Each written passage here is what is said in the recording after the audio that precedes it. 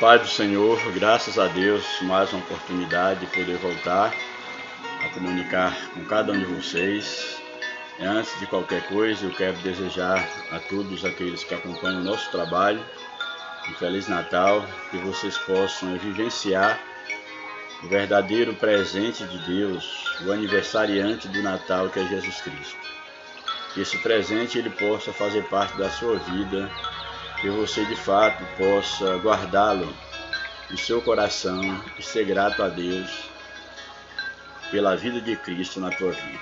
Então que Deus venha te abençoar, você e sua família, que você tenha aí um Feliz Natal, que o próximo ano, que em breve se iniciará, que seja um ano de muitas bênçãos, muitas vitórias, que 2022 ele possa ser, acima de tudo, um ano cheio da presença de Deus, que você possa aproximar-se mais de Deus e que nós possamos saber contar cada dia que resta desse ano de 2021 e não somente o ano de 2022, mas que o curto tempo da nossa existência que Deus nos permitiu viver aqui nessa terra, que nós possamos contar de maneira que nós tenhamos um coração sábio, que nós alcancemos um coração sábio diante do Senhor. Portanto, que Deus ele possa estar abençoando a tua vida, a vida da tua família, e que o teu maior projeto seja estar no centro da vontade de Deus. Hoje eu vou estar trazendo o comentário da última lição aí desse quarto trimestre da CPAD, a lição de número 13, de 26 de dezembro de 2021. Hoje nós temos como título da lição a gloriosa esperança do apóstolo. Nós tivemos aí o privilégio de durante 13 semanas estudar um pouco sobre a vida do apóstolo Paulo, lições da vida e ministério do apóstolo dos gentios para a igreja de Cristo. Na primeira lição nós vimos sobre o mundo do apóstolo Paulo, a segunda lição, Saulo de Tarso, o perseguidor. A lição de número 3 nós vimos sobre a conversão de Saulo de Tarso. Número 4, Paulo, a vocação para ser apóstolo. Número 5, Jesus Cristo e este crucificado, que era a mensagem do apóstolo Paulo, não somente de Paulo, mas de todos os apóstolos. A lição de número 6, Paulo no poder do Espírito. Lição 7, Paulo, o plantador de igrejas. Lição 8, Paulo, o discipulador de vidas. Lição 9, Paulo e sua dedicação aos vocacionados. Lição 10, Paulo e seu amor pela igreja. Lição 11, o zelo do apóstolo Paulo pela sã doutrina. Lição 12, semana passada, a coragem do apóstolo Paulo diante da morte. E finalmente hoje, a gloriosa esperança do apóstolo. São lições que estão todas elas aí na plataforma, aí no YouTube. E você que perdeu alguma das nossas ministrações, você pode aí estar recuperando essas lições. E você que acompanhou todo o trimestre, tem acompanhado esse trabalho, que Deus ele permaneça te abençoando, que você permaneça sendo essa pessoa diferenciada que você tem sido, porque eu sei muito bem que é para poucos esse trabalho, ficar 1 hora, 1h30, 2 horas ouvindo o ensinamento da palavra de Deus, aprendendo. São poucos que têm essa disponibilidade. Não vou dizer que não tenha tempo, é que não tenha essa prioridade. Infelizmente há uma certa aversão ao ensinamento, não somente o ensinamento bíblico, mas o ensinamento de um modo geral. As pessoas, na sua maioria, elas não gostam de ensino. E infelizmente isso não é diferente no meio da religião e na igreja enquanto uma organização. Então nós sabemos que para muitos daqueles que lideram é até bom que as pessoas não gostem de ensinamento, porque eles se sentem mais confortados em dirigir as pessoas, dirigir o seu grupo religioso ao seu bel prazer. Mas Deus tem colocado esse ministério nas minhas mãos, eu não tenho nenhuma dúvida, Já há alguns anos eu estou fazendo esse trabalho, já há mais de 3 anos, 4 anos, se não me falha a memória. Eu tenho procurado fazer esse trabalho e meu único objetivo aqui é tentar ser o máximo temente à santidade de Deus, à sua palavra, e expor o conteúdo, expor uma temática de maneira que eu venha deixar o ouvinte a possibilidade de poder julgar aquilo que eu estou falando à luz da palavra de Deus. Então que Deus te abençoe, que você continue acompanhando o nosso trabalho e, se for possível, e se você julgar que esse trabalho ele merece crédito, esteja sendo aí um multiplicador aí do nosso canal, para que outras pessoas possam estar aí ouvindo da palavra de Deus. Existem aqueles que fazem colocam um canal aí no YouTube para, de uma certa forma, ganhar dinheiro, nada contra, mas não é essa a minha finalidade. Às vezes fui questionado por que não fazer vídeos bem pequenininhos, ou por que não tratar de assuntos diversos. Inclusive os meus alunos da escola secular, alguns deles pedem por que eu não gravar aulas de português, dicas de língua portuguesa, uma vez que também sou professor de língua portuguesa, aí do ensino fundamental 2, e também já trabalhei com ensino médio, e eles pedem por que eu não fazer isso, mas não que eu não tenha alguns vídeos na educação, voltado para a educação secular aqui no canal, são poucos, e posso colocar outros, e posso diversificar, mas o meu objetivo, a minha linha, o propósito de eu ter, no tempo de Deus, dentro de um contexto muito específico, Deus ter me guiado para poder estar fundando este canal no YouTube, foi única e exclusivamente para trabalhar a palavra de Deus. Eu lamento não ter um tempo maior para poder postar mais vídeos de estudos, os mais diversificados possíveis, sobre a palavra de Deus, uma vez que eu amo o ensinamento da palavra de Deus. Então, se você julgar que é um trabalho que merece crédito, siga divulgando. Nós aí, esses 4 ou mais de 4 anos, nós temos aí conquistado aí 400 inscritos, 400 e poucos inscritos no nosso canal. É um número pequeno se for comparado ao tempo que o canal está no ar, e também se for comparado a proposta, que é trazer um ensinamento, é claro, dentro das minhas limitações, mas de uma maneira bastante objetiva, de uma maneira bastante sincera e com temor a Deus. Então você pode ajudar com que esse trabalho cresça. Não é a minha intenção jamais estar aqui querendo outros objetivos a não ser anunciar a palavra de Deus e aquilo que sirva para a edificação não apenas da igreja, mas da sociedade como um todo. Portanto, Deus te abençoe de uma maneira poderosa. Vou estar aí já começando o comentário da lição. Como é sabido de todos que têm acompanhado o meu trabalho, de fato eu já tenho um problema na garganta muito sério. Às vezes ataca e me deixa assim impossibilitado de estar falando durante muito tempo, ou durante a minha fala.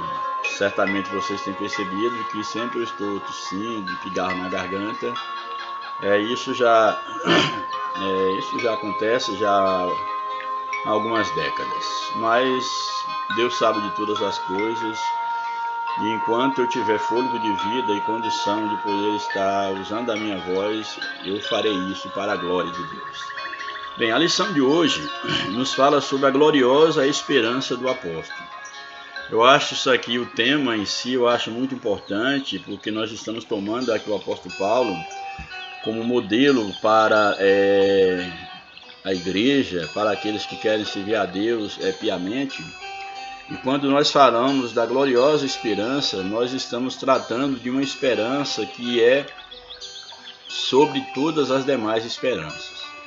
Se nós formos partir assim no sentido geral da esperança, a esperança deve ser um sentimento que nunca pode desaparecer do coração do homem.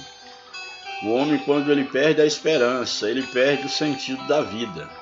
E isso em qualquer aspecto, em qualquer área da vida, o que nos motiva a continuar trabalhando, a continuar lutando, a continuar acreditando nas pessoas, a despeito das decepções que essas nos causam. O que nos faz continuar lutando no dia a dia, o que faz a gente viver a nossa existência de maneira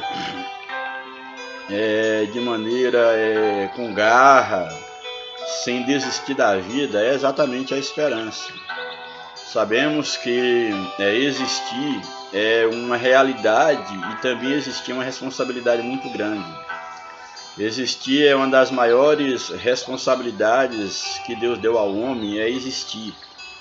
E o ser humano, pelo menos até onde nós conhecemos dos seres criados por Deus, dos seres vivos, seres materiais, o ser humano é o único que tem consciência da sua existência, e ele é o único ser que entra em crise existencial e que sabe que existir, e principalmente, é claro, sem dúvida, a partir do pecado, a existência se tornou um fardo, se tornou um desafio. E existem muitos que infelizmente desistem da sua existência, tirando a sua própria vida, ou quem sabe sobrevivendo de maneira que não há nenhum prazer em continuar existindo. Mas a esperança no coração do homem é aquilo que o motiva a continuar acreditando na possibilidade de dias melhores, que as coisas vão mudar e que tudo vai dar certo.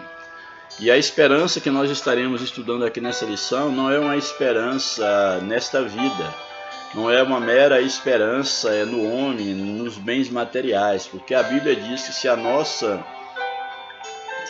fé, se a nossa esperança, ela se resumir apenas a esta vida, nós somos os mais miseráveis dos homens. Por que os mais miseráveis?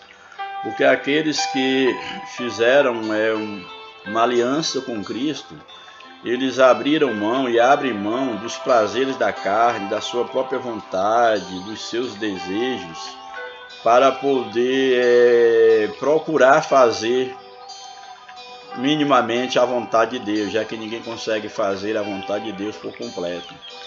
Então, se essas pessoas que procuram dizer não para a sua própria vontade, para viver a vontade de Deus, se a sua esperança estiver limitada apenas a este mundo, são as pessoas mais infelizes, porque nem desfruta das coisas dessa vida, uma vez que abre mão delas, e também a sua vida se resume a essa existência, e a nossa esperança está bem além do monte, bem além das fronteiras da existência humana.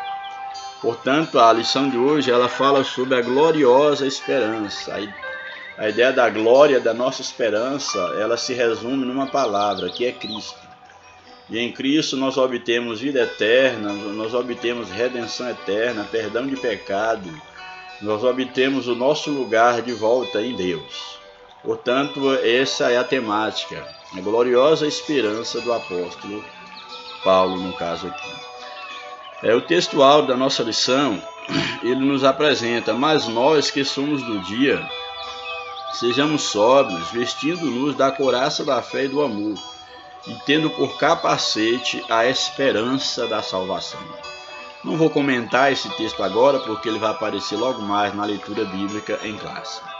A verdade prática nos apresenta: a esperança gloriosa da volta de Jesus traz sobriedade para as nossas vidas e disposição para exercer a fé e o amor em esperança. Muito importante esse texto da verdade prática, porque vem nos afirmar que a esperança gloriosa da volta de Cristo, que a nossa esperança é a sua vinda, como nos diz o hino da harpa cristã, essa esperança nos traz sobriedade, nos faz estar sóbrios, estar lúcidos, estar sóbrio com os nossos olhos postos no autor da nossa fé. E aqui o texto diz que a esperança nos coloca dispostos a exercer a fé e o amor em esperança. A permanecer na fé, permanecer no amor e na esperança em Cristo Jesus. Então é muito importante nós sabermos que essa gloriosa esperança da volta de Jesus, a volta de Jesus, é o que nos motiva a permanecermos na fé, a despeito daqueles que criticam, daqueles que dizem que a vinda de Jesus ou a volta de Jesus é anunciada já há tanto tempo e isso nunca aconteceu. Mas o que nos faz é manter a nossa fé e o amor a Cristo e às pessoas, o amor à obra de Deus, é exatamente porque nós temos essa esperança. E a cada dia essa esperança é avivada no nosso coração. A cada dia a presença de Deus nos faz sentir que nós estamos bem mais próximos do nosso destino eterno, bem mais próximo do que quando nós iniciamos na fé. E você que ainda não tem essa experiência, ou quem sabe desistiu da caminhada, volte-se para Cristo, abrace a Cristo novamente, porque Ele é a única esperança. Eu não estou falando de religião, ter um lugar para congregar é fundamental, porque o homem é um ser gregário, é um ser que deve viver e foi feito para viver em sociedade. Mas além de congregar em um lugar físico, com um grupo de pessoas que professem a mesma fé, que esteja na mesma caminhada, você deve se preocupar em estar congregando em Cristo, no corpo de Cristo, no corpo espiritual. Você deve se preocupar em estar em Deus, louvado seja o nome do Senhor. Aí a leitura bíblica em classe está em 2 Timóteo, capítulo 4, verso 6 até o verso 8.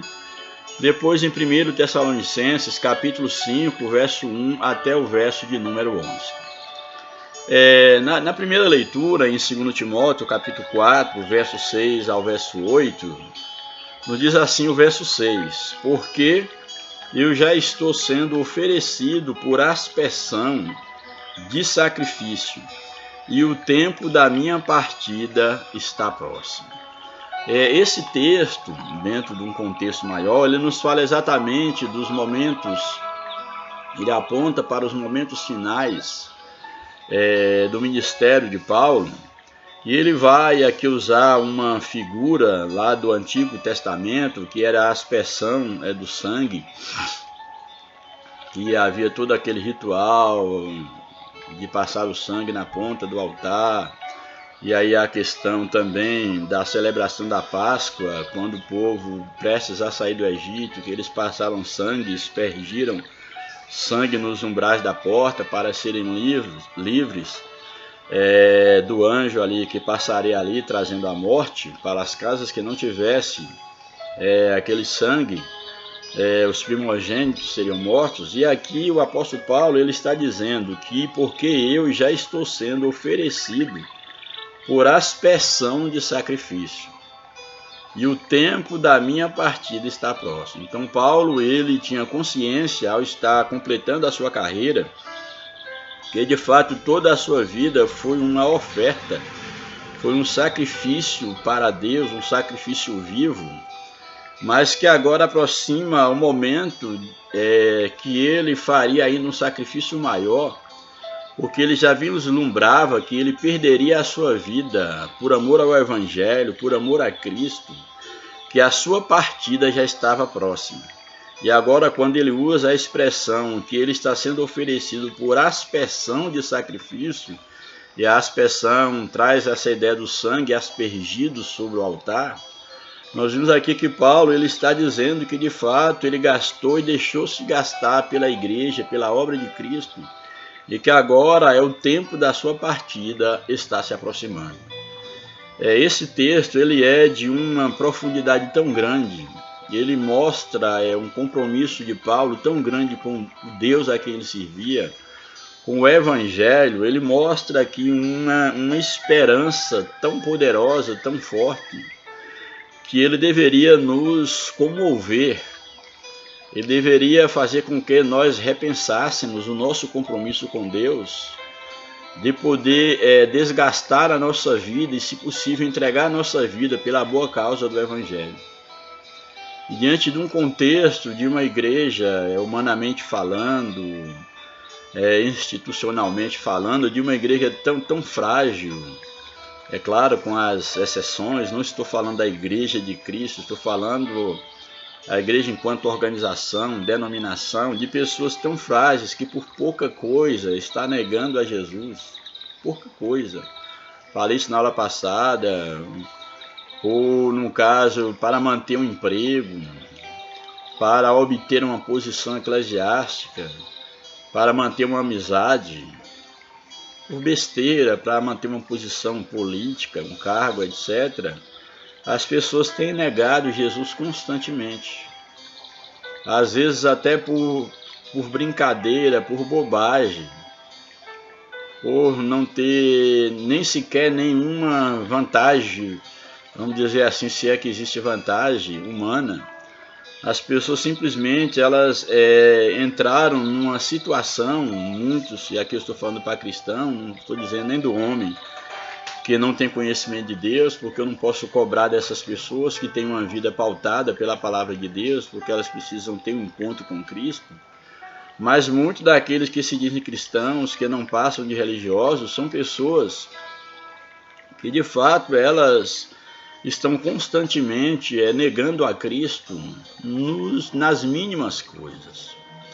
E aqui nós vemos o apóstolo Paulo, ele disposto a ir até o fim, entregando sua vida a Cristo, entregando sua vida por amor ao Evangelho. E aí você deveria olhar, nós deveríamos olhar para dentro de nós mesmos e ver se de fato nós não temos negado a Cristo diariamente e até que ponto, até onde vai a nossa fé, o nosso compromisso com Deus, para não negarmos a Cristo e vivenciarmos o verdadeiro Evangelho.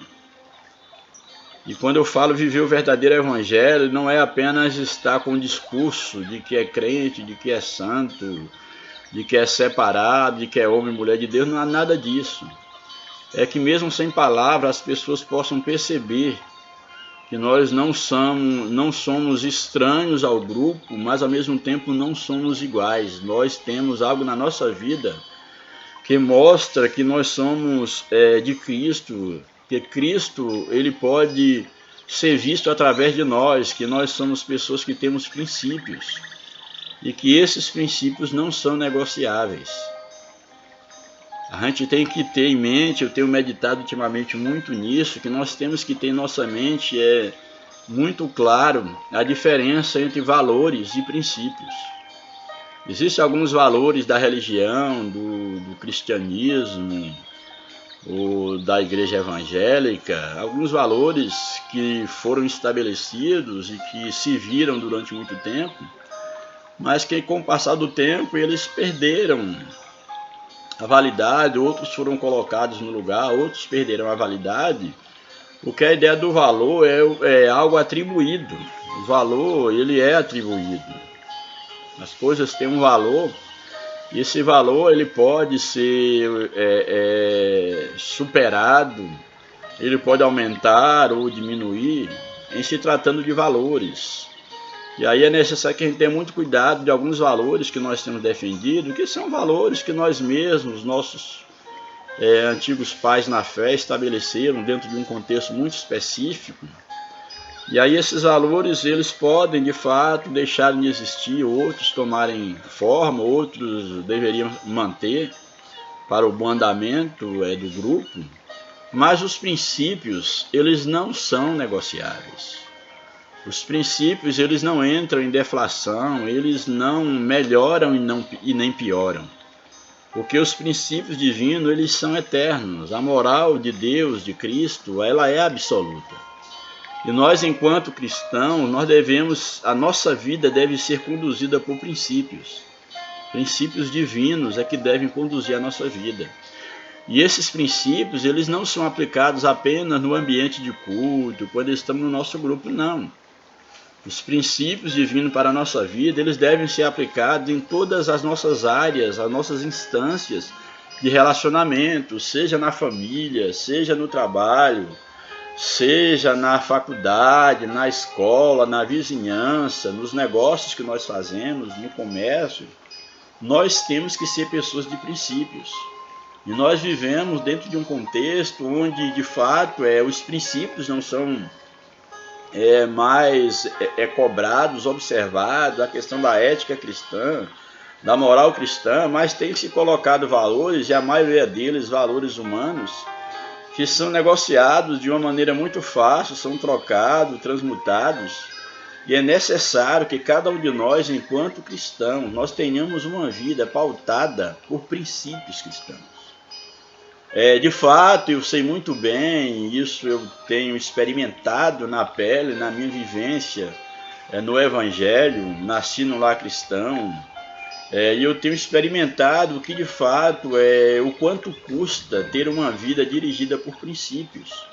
Quantas oportunidades você pode perder no trabalho, quem sabe na política, na vida eclesiástica, na vida financeira, econômica, etc. Você perde certamente muitas vantagens humanas por você ser guiado por princípios.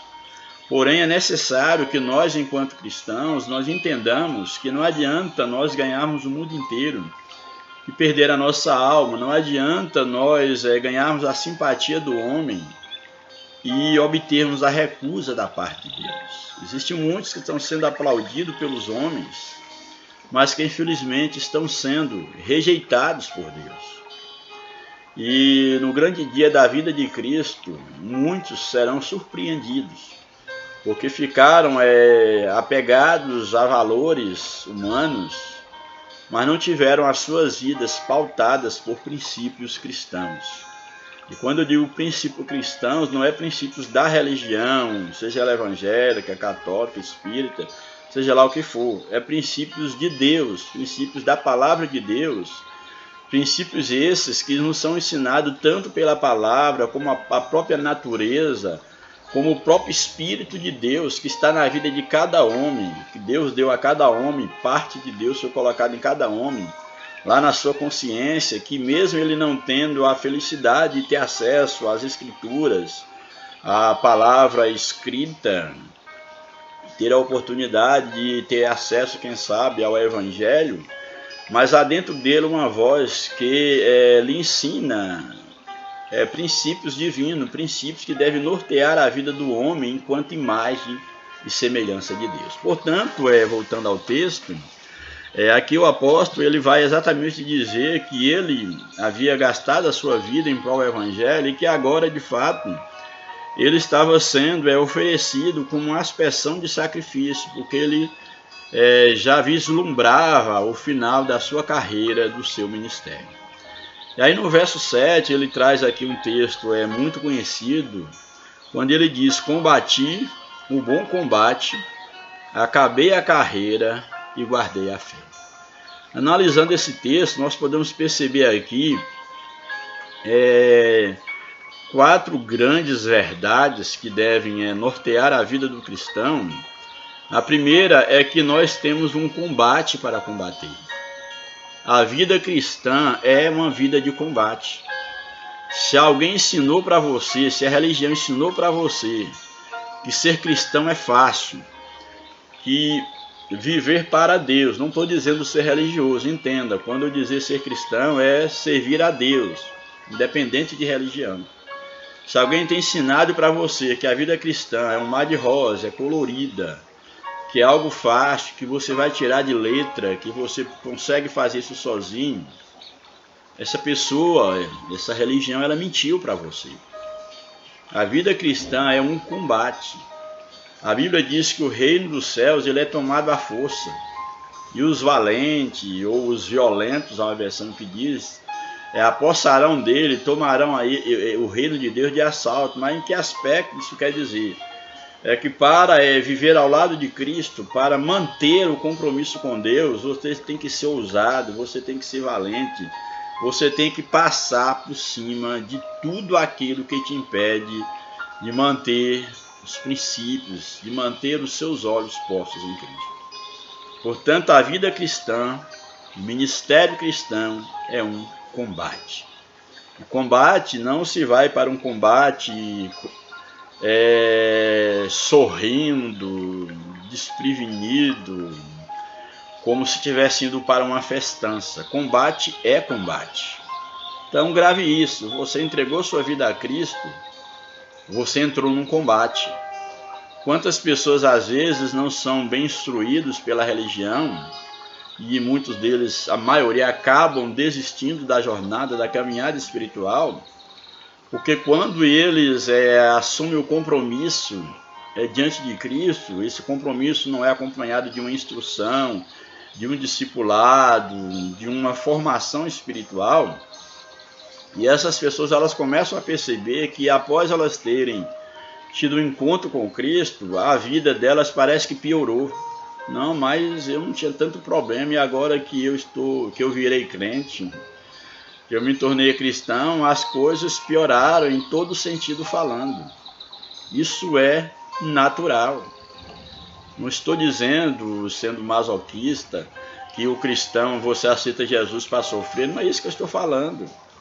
Mas convenha comigo, se você foi resgatado do mundo, resgatado das mãos do inimigo, das mãos de Satanás, e agora você pertence a Deus, você acha que isso trará alegria, isso trará prazer para o inimigo das nossas almas? É claro que não.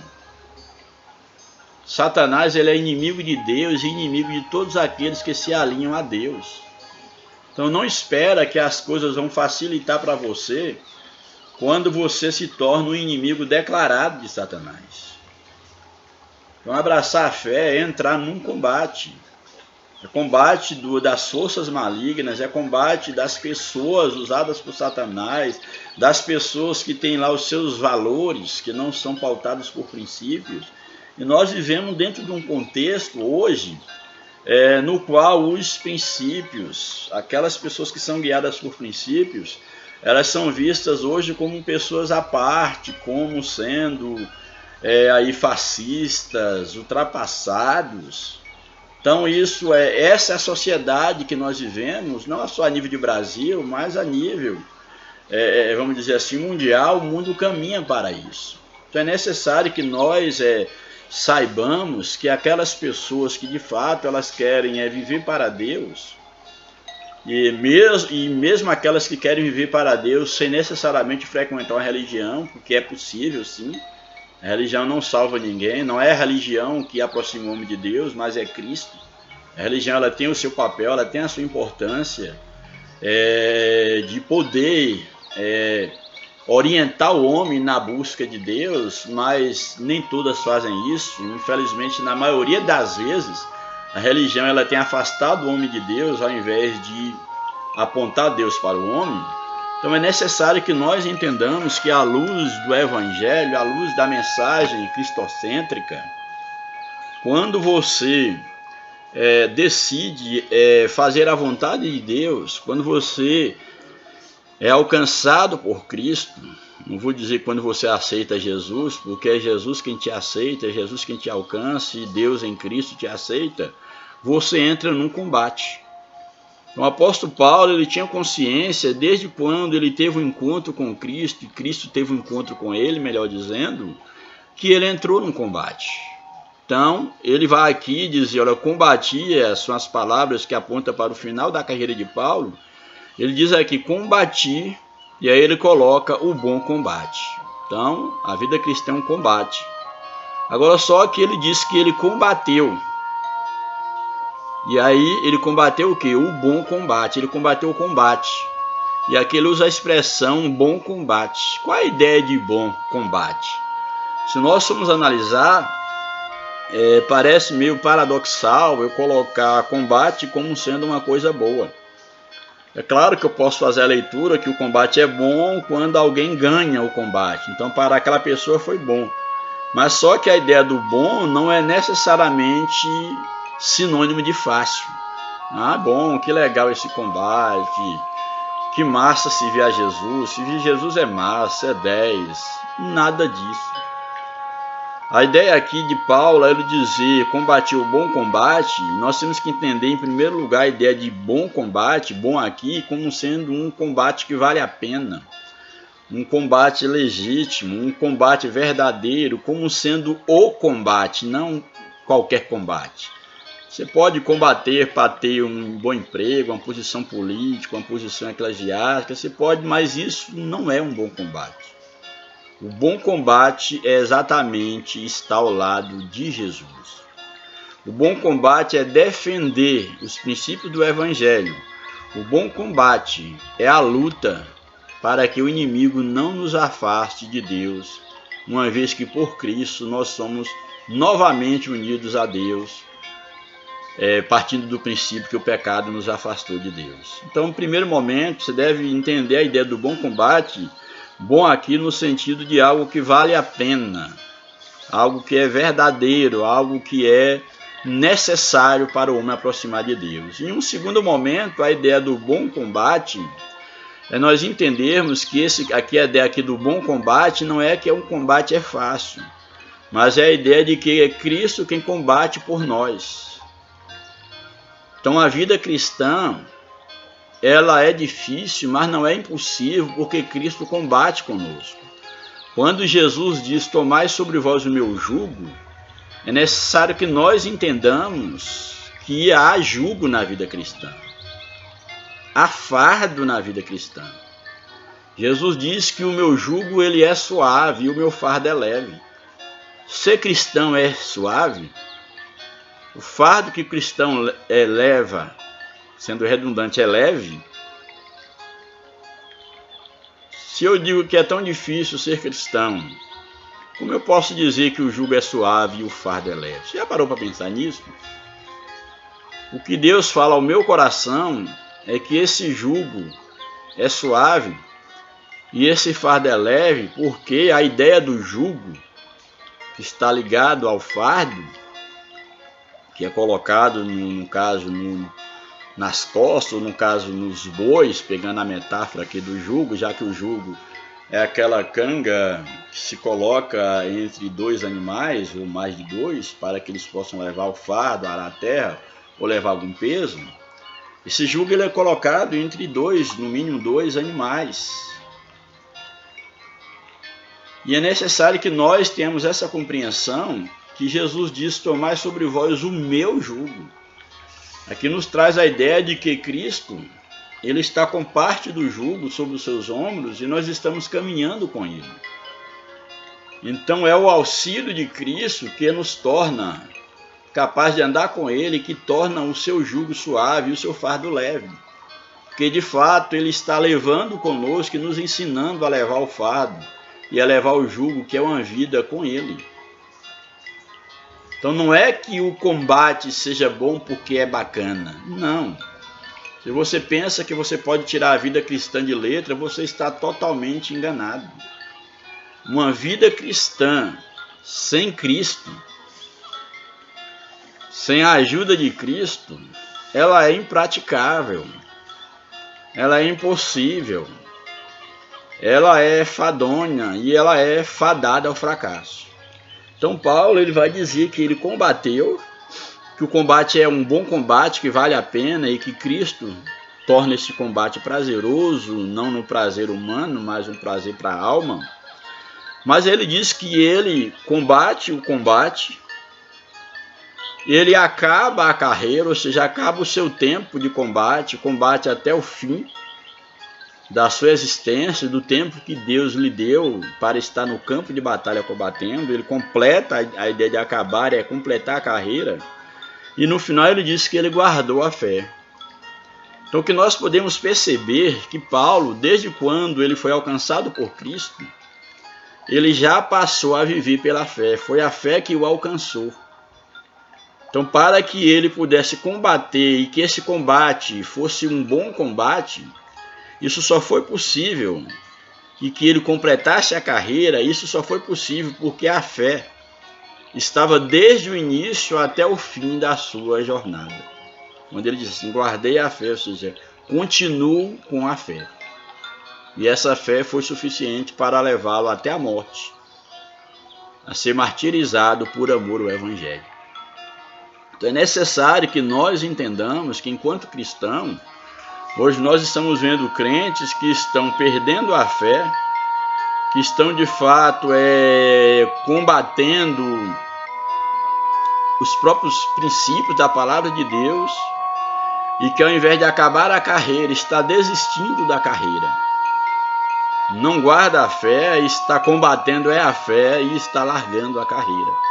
Mas o apóstolo Paulo, ele pode dizer que ele combateu o bom combate, ele acabou a carreira e ele guardou a sua fé. Espero que Deus esteja falando ao teu coração da forma como ele tem falado, está falando no meu coração neste momento. Ao verso 8, depois dele dar esse testemunho de que combateu o combate, acabou a carreira e guardou a fé, ele fecha aqui dizendo no verso 8: desde agora que já estou no final da minha carreira, a coroa da justiça me está guardada. A coroa da justiça é a coroa de Cristo, que é justo. A coroa da vitória, da justiça, me está guardada. A ideia de coroar aqui é de selar eternamente, selar a sua posição em Cristo, em Deus. Que a coroa aqui fala de coroar, é para os vitoriosos. Que a vitória, ela está no fim da jornada. Nós começamos a vencer com Cristo e nós completamos a nossa carreira para tomar posse da vida eterna, sermos coroados por Cristo. Então ele diz: a coroa da justiça me está guardada, a qual o Senhor, justo juiz, Deus é justo para com todos os homens, esse justo juiz me dará naquele dia, no dia da vinda do Senhor, no dia do arrebatamento da igreja. O justo juiz me dará naquele dia. Aí ele vai e faz uma ressalva: e não somente a mim, mas também a todos os que amarem a sua vinda. Então o que Paulo está dizendo quanto a essa esperança da vida eterna é que a coroa da vitória, a coroa da justiça que Cristo tem para dar a cada um naquele dia, no dia da sua vinda, ele está dizendo que essa coroa é para todos quanto amam a vinda de Jesus. E a ideia aqui de amar a vinda de Jesus não é só dizer: eu amo a vinda de Jesus, eu quero que Jesus volte. Não, não é isso. Muitos fazem isso. Eu já falei numa outra aula que não é tão importante estar esperando a vinda de Jesus quanto estar preparado para o dia da sua vinda. Então é necessário que nós provemos que nós amamos a Jesus, que nós aguardamos a sua vinda através da praticidade, através da nossa fé em combater o bom combate, completar a carreira, a nossa existência ao lado de Cristo e permanecer na fé. Porque sabemos muito bem que sem fé é impossível agradar a Deus. E é necessário que aqueles que aproximam de Cristo se aproximem pela fé. Porque do contrário, ele não pode entrar em relacionamento com Deus. Então a vida eterna é para todos quanto amam a vinda de Jesus. Mas entende-se amar aqui como uma entrega. Quem ama se entrega. Quem ama se sacrifica. Como o apóstolo Paulo, ele diz aqui que estava sendo oferecido com aspersão sobre o altar. Então Paulo ele pode dizer aqui com propriedade que a coroa da justiça lhe estava guardada, mas também para todos aqueles que de fato viverem para Cristo. Aí o outro texto que nós temos aí está em 1 Tessalonicenses, capítulo 5, verso 1 ao 11, que nos diz o seguinte, no verso 1: mas, irmãos, acerca dos tempos e das estações não necessitais de que se vos escreva, porque vós mesmos sabeis muito bem que o dia do Senhor virá como ladrão de noite. Ou seja, Paulo está aqui instruindo a igreja que acerca dos tempos, das estações, daquilo que prenuncia a vinda de Cristo, dos sinais, etc., que não era necessário que ele que ele escrevesse mais alguma coisa, porque aqueles irmãos já foram instruídos anteriormente por ele e por outros pastores, evangelistas, quando ele diz: porque vós mesmos sabeis muito bem, o dia do Senhor virá como ladrão de noite. Ou seja, ele está falando aqui, o dia do Senhor virá como ladrão, ele está falando exatamente do arrebatamento da igreja. Essa expressão aqui, dentro desse contexto, o dia do Senhor, fala do arrebatamento da igreja, que virá como um ladrão de noite. Aqui não fala da segunda etapa, da segunda vinda de Cristo, quando ele virá para instalar o reino milenial, quando todo olho o verá. Aqui está falando do aspecto da vinda de Cristo, quando a Bíblia diz que ele virá, que será num abrir e fechar de olho, num piscar de olho, como diz algumas versões. Então ele está dizendo para os irmãos que acerca dos tempos, das estações que precedem a vinda de Cristo, que não há necessidade que ele escreva mais para os irmãos, porque ele já tem conhecimento de que o dia do Senhor será como a vinda de um ladrão à noite. Ou seja, que os irmãos devem estar apercebidos, porque a qualquer momento Jesus viria, se daria o arrebatamento da igreja, e por isso eles deveriam estar preparados. Porque da mesma forma como não se sabe quando o ladrão vem entrar na nossa casa, que ladrão que se preza não vai avisar o dia que ele vai roubar a casa de ninguém, assim também será quando Cristo vier buscar a sua igreja. Ou seja, aqueles que tiverem o selo do Espírito subirá com Cristo, os que não tiverem ficarão aqui. Por mais religiosos que eles foram, por mais discurso que eles pronunciaram de homens e mulheres de Deus, se não tiver o selo do Espírito, o penhor do Espírito Santo, com o qual nós somos selados para o dia da redenção, não subirão no arrebatamento da igreja. E isso será num piscar de olho.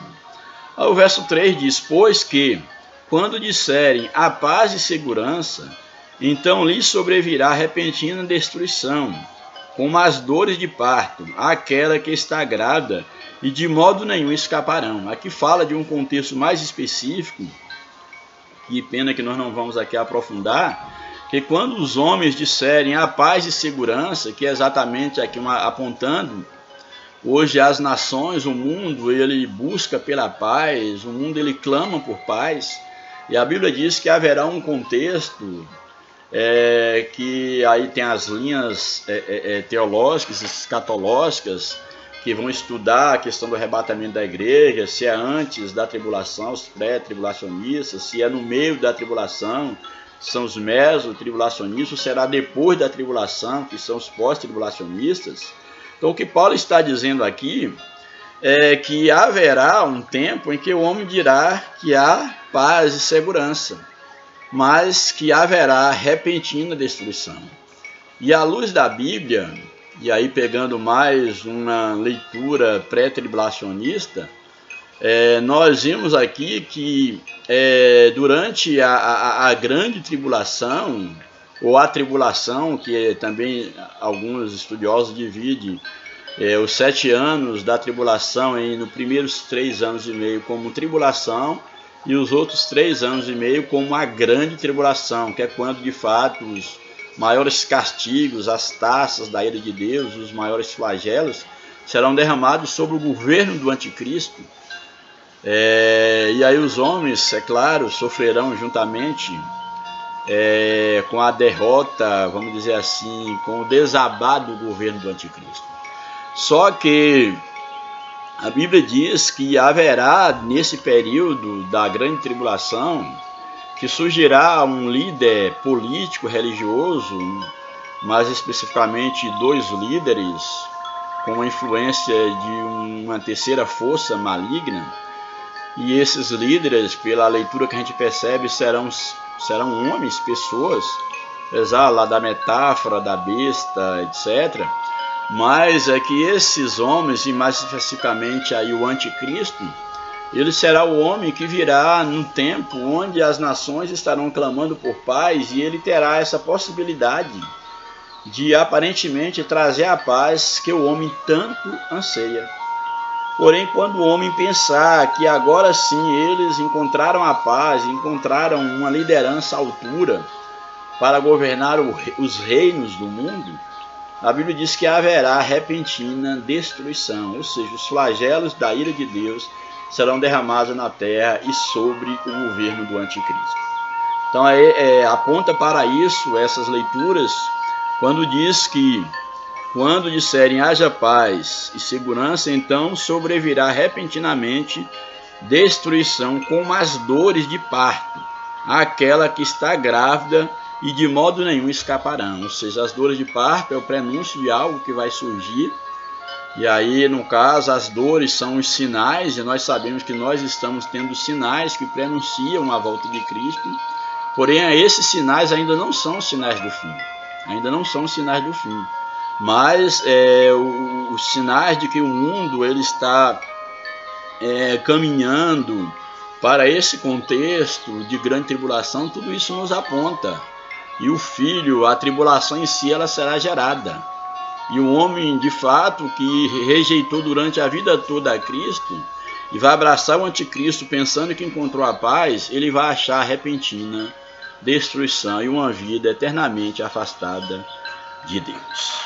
Aí o verso 4, ele diz o seguinte, aqui o apóstolo Paulo aos Tessalonicenses: mas vós, irmãos, já não estáis em trevas, para que aquele dia vos surpreenda como ladrão. Ou seja, vocês não estão em trevas, irmãos, vocês já estão na luz, para que a vinda de Cristo, e aí também, dentro de um contexto, se a gente pega esse texto só apenas aqui, esse contexto, e não conhece o contexto maior da Bíblia, a gente percebe aqui, pelo menos dentro das minhas leituras da Bíblia principalmente, a gente percebe que o dia do Senhor, aqui ele faz uma alusão ao arrebatamento da igreja, mas também o dia do Senhor, a Bíblia fala sobre o dia do juízo de Deus, sobre o dia da ira do Cordeiro. E aqui também, ao mesmo tempo que aponta para a vinda de Jesus, o arrebatamento da igreja, aí o verso 4 já nos sinaliza também em relação a questão do dia do Senhor, quanto também o dia da vingança, porque ele diz: mas vós, irmãos, já não estáis em trevas, ou seja, vocês já foram redimidos, vocês foram alcançados pela luz do Evangelho, pela luz de Cristo, a luz do seu Espírito. Então vós não estáis nas trevas, para que aquele dia, e aí dia com letra maiúscula, vos surpreenda como um ladrão. Aí pode ser o dia em relação ao arrebatamento da igreja, como também pode se fazer dentro de um contexto bíblico maior, fazer uma leitura do contexto da tribulação, quando os homens eles estão dizendo que estão em paz, e aí de repente virá uma grande destruição, que é o contexto da grande tribulação. Verso 5, porque todos vós sois filhos da luz e filhos do dia, não somos da noite nem das trevas, ou seja, nós não pertencemos mais a esse mundo cujo príncipe das trevas já tomou conta. Então esse é o ensinamento do apóstolo Paulo, que deve de fato nos colocar diante da responsabilidade que nós temos de viver a vida como um verdadeiro cristão, vivermos a vida como filhos da luz e não como filhos das trevas. E aí o verso de número 6, ele diz o seguinte, que eu acho isso aqui muito importante, aí o verso 6, quando ele diz: não durmamos, pois, como os demais, ou seja, como aqueles que são religiosos, que se dizem cristãos, mas que estão dormindo, estão mortos espiritualmente.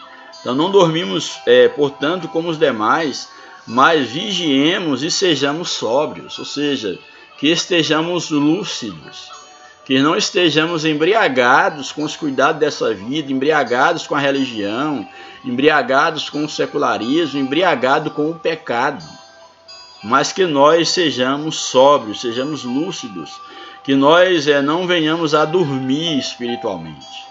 E quantos estão? O mundo lá já dorme no pecado, mas quantos no meio dos cristãos, daqueles que se dizem evangélicos, já estão dormindo no sono do pecado? Aí o verso 7, porque os que dormem, dormem de noite, e os que se embebedam, embebedam-se de noite. Ou seja, quando ele coloca a ideia que a noite é para dormir, e que o vinho, a bebida, se faz isso à noite, que é o momento quando as pessoas se embriagam, principalmente, é claro, dentro desse contexto histórico aqui, cultural, e é claro, o dia, a noite é o momento de dormir, e também, geralmente, como as pessoas trabalham de dia, o horário melhor para melhor no sentido conveniente para eles beberem, é à noite.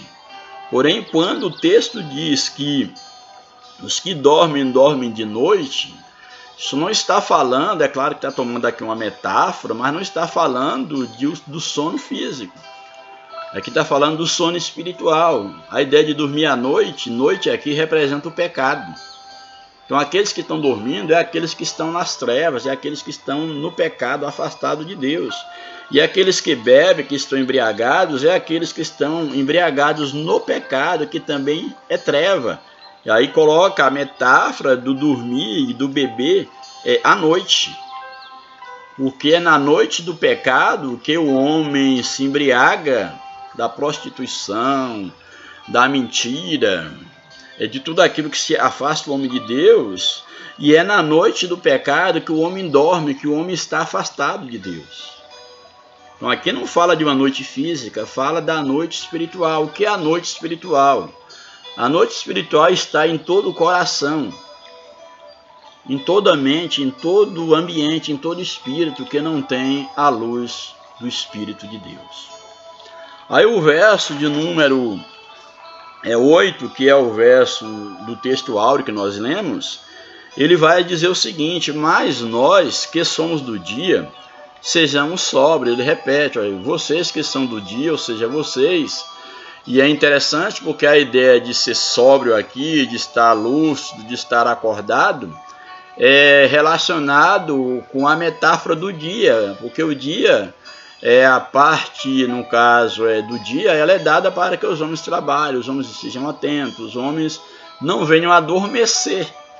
Eu acho isso muito interessante, a palavra de Deus ela é tão profunda, porque ela vai dizer, olha, durante o dia os homens estão sóbrios, ou pelo menos devem estar, é o período de trabalhar, de estarem ativos, e não o período de estarem bêbados ou dormindo. E vocês não são da noite, vocês são do dia, ou seja, vocês estão na luz, que é Cristo. Portanto, vocês sejam lúcidos, sejam sóbrios, uma vez que vocês são do dia e não da noite. Mas nós que somos do dia, sejamos sóbrios. E como é que o cristão é sóbrio? Como é que o cristão ele tem uma vida lúcida, uma vida verdadeiramente vivida em Cristo? Aí ele vai dizer exatamente como é essa vida. Ele diz o seguinte: sejamos sóbrios, vestindo-nos da couraça da fé. A sobriedade do crente, a lucidez do crente é viver pela fé. É pela fé que nós somos alcançados, é pela fé que nós esperamos, é pela fé que nós devemos viver, porque a Bíblia diz que se nós recuarmos, Deus não tem prazer em nós. Portanto, aqui o apóstolo aconselha que nós devemos estar vestir-vos da couraça da fé. O que é a couraça? A couraça é exatamente essa, aqui também é uma metáfora dessa indumentária dos soldados romanos, que cobria todo o peitoral, que protegia o corpo. Havia couraças bem longas, que protegia todos os órgãos vitais do indivíduo, do soldado, para que ele não fosse ferido na batalha. E aqui o texto está dizendo que enquanto soldados de Cristo, enquanto filhos da luz, nós devemos estar vestidos da couraça da fé. Por quê? Vestir da couraça, porque mesmo sendo da luz, nós convivemos com pessoas no mundo que jaz em trevas. E aí as setas do inimigo, através das ideologias que têm surgido, através das propostas, dos prêmios desse mundo que tem tentado desviar o nosso olhar de Cristo, tudo isso tenta atingir o nosso espírito, atingir o nosso coração, atingir o nosso ser. E é necessário que essas coisas elas encontrem uma barreira, que é exatamente a couraça da fé. E a nossa fé ela está totalmente em Cristo. A nossa couraça é o próprio Cristo.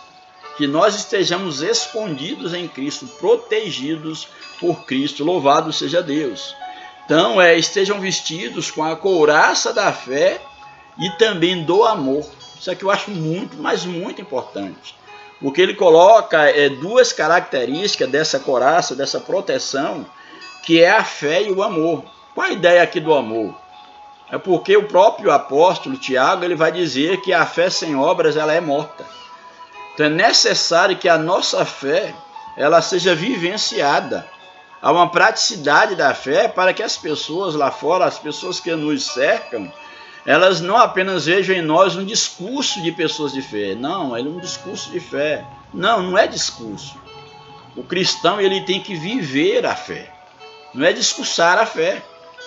Eu não posso estar discursando que Jesus ama, que devemos amar, que devemos ajudar o outro, que devemos ser bênção para os outros, quando eu sou uma maldição na vida das pessoas. Então a ideia, a nossa coraça tem que ser de fé e amor. E amor aqui entende como praticidade. É o amor a Deus acima de tudo e o próximo também. Porque a Bíblia diz que o mandamento de Deus se resume em amar a Deus e ao próximo. Ou seja, se de fato eu fui alcançado por Deus e eu vivo pela fé, eu tenho que demonstrar amor a Deus e tenho que demonstrar amor ao próximo, que foi feito à imagem e semelhança de Deus. Deus, ele deve ser conhecido pelo outro, pelo próximo, através do meu amor, da minha fé expressa pelo meu amor. E amor aqui, vamos entender agora, o ato de amar, como já falei no outro vídeo, é exatamente a prática. O ato de amar é uma atitude. Então a atitude do amor é amar. Então nós temos a atitude da fé, ela vai se expressar exatamente no amor a Deus e no amor ao próximo. Portanto, vista-se da coraça da fé e do amor. E o capacete, que era outra peça fundamental. A coraça cobria os órgãos vitais do soldado, mas ainda havia um outro órgão vital que era a cabeça. E ele vai colocar aqui, e tendo por capacete a esperança da salvação. Olha, o capacete protegia a cabeça do soldado romano. E aqui fala que o capacete do cristão, daquele que está vestido da armadura da fé e do amor, o capacete é a esperança da salvação. Olha que o título da lição fala da gloriosa esperança, e nossa esperança é Cristo. Então, quando o texto diz que nós devemos estar com o capacete da esperança da salvação, e a ideia aqui desse capacete, da cabeça aqui, da esperança, e aí no caso aqui fala da nossa mente também, mas não apenas da mente. Porque em dado momento na Bíblia, mente fala de espírito, mente fala de coração, mente fala de alma. Então não podemos limitar apenas a mente, a intelectualidade, não apenas a isso. E uma vez que todo o nosso ser deve ser para Deus, mas a ideia aqui é que a esperança da salvação, que é o que nos leva a combater o bom combate, a continuar marchando, a continuar defendendo os princípios do reino de Deus, que essa esperança ela nunca deve sair da nossa mente, ela nunca deve sair do nosso coração. Ou seja, nós não podemos trocar a esperança da salvação por outra coisa nessa vida, ou fazer com que, ou deixar com que as coisas deste mundo venham a apagar a esperança da nossa salvação. Daí o capacete, para que nós sejamos protegidos contra os pensamentos malignos, contra as sugestões malignas, religiosas, contra tudo aquilo que quer fazer com que nós venhamos mudar de atitude, que nós venhamos mudar o nosso pensamento. Quantas pessoas, durante a caminhada espiritual, foram facilitando na vida espiritual, e eram até pessoas sinceras, mas que com o passar do tempo, elas foram facilitando as suas defesas, não tendo a coraça da fé e do amor, não tendo mais, não fazendo questão de permanecer com a coraça da fé e do amor, permanecer com o capacete, que é a esperança da vida eterna, a esperança da salvação, e os seus pensamentos, as suas atitudes, elas começaram a ser mudadas, e aos poucos elas foram se afastando de Cristo. E hoje já não estão mais em Cristo, já não tem mais esperança. E a ideia aqui também é algo muito necessário nós analisarmos, que o soldado romano, ele usava, no caso, a couraça, o capacete. Em outro contexto a Bíblia vai falar sobre a sandália, sobre a espada, etc. O soldado usava essa indumentária na guerra, ou quando estava de sentinela, de prontidão, mas fora de serviço ele não andava com essas indumentárias. Só que o cristão, nós temos que entender enquanto cristão, que desde o momento quando eu fui alcançado por Cristo, Até quando Cristo nos arrebatar, é necessário que nós entendamos que nós estamos num campo de batalha. É o que eu falei do combate, nós estamos num combate. Isso quer dizer o quê? O que é que eu estou querendo dizer com isso? Ou melhor, o que Deus está dizendo com isso? É que nós, em momento algum, na nossa jornada espiritual, nós podemos tirar a couraça da fé e do amor. Em momento algum, nós podemos ou nós devemos tirar o capacete. O grande mal de muitos terem fracassado, o grande motivo, a grande razão de muitos terem fracassado na vida espiritual, porque em dado momento da sua jornada, eles se despiram da couraça da fé e do amor e tiraram o capacete da esperança da vida eterna. Então, grave isso no teu coração. Não vai haver momentos em que os bons ventos deste mundo vai bater sobre você e que você não precisará estar tão atento, tão sóbrio, tão protegido. Nunca vai acontecer isso. Se todos nós fôssemos instruídos e tivéssemos consciência que nós estamos num campo de batalha, que nós não podemos descuidar das nossas armas espirituais, nós seríamos cristãos melhores e nós também formaríamos cristãos melhores. O grande problema é que nós temos negociado princípios. E aí encontramos agora, enquanto igreja visível, não estou dizendo a igreja de Cristo, muitos se encontram agora enfraquecidos nas suas defesas. Muitos se encontram agora impotentes para combater o pecado, para combater o mal, porque eles mesmos já foram vendidos para o mal. E agora, quando recebem críticas, quando deveria estar combatendo o bom combate, quando deveria estar defendendo a doutrina da palavra de Deus, eles não podem fazer isso porque eles se enfraqueceram diante do inimigo e estão sendo envergonhados, como que estão imobilizados para poder fazer aquilo que de fato eles deveriam sempre ter feito, que é exatamente combater o bom combate. E aí, na sequência do texto, o verso 9 diz: porque Deus não nos destinou para a ira. Aqui, boa parte dos teólogos mostra exatamente que Deus não nos destinou para a tribulação, para a grande tribulação, que é o dia da grande ira de Deus, que é uma referência à grande tribulação. Isso dá imagem para aqueles que são pré-tribulacionistas, de que a igreja não passará a pré-tribulação, e também dá margem para aqueles que dividem a tribulação como dois períodos, um período de tribulação e outro de grande tribulação, que segundo esses, de fato, ali as pragas do Apocalipse será derramada nos 3 últimos anos e meio, que será de fato a grande tribulação, daí a igreja ser arrebatada no meio da tribulação. Então aqui o verso 9 diz: porque Deus ele não nos destinou para a ira, mas para a aquisição da salvação por nosso Senhor Jesus Cristo. Ou seja, Deus nos predestinou em Cristo. A predestinação, sim. Mas qual o conceito bíblico de predestinação? É que todos aqueles que foram alcançados por Cristo, que são alcançados por Cristo, e eu creio que Cristo veio para todos, em Cristo nós estamos predestinados para a vida eterna.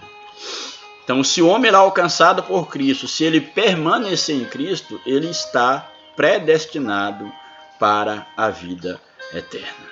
Então, a garantia que nós temos de salvação eterna é permanecer em Cristo. O próprio Jesus, lá em João 15, ele diz: olha, vocês estejam em mim e eu em vocês, porque sem mim nada podeis fazer. Louvado seja o nome do Senhor. Porque Deus não nos destinou para a ira, mas para a aquisição da salvação por nosso Senhor Jesus Cristo. Louvado seja a Deus. Bem, aí na sequência, nós temos o seguinte, aí o verso de número 10.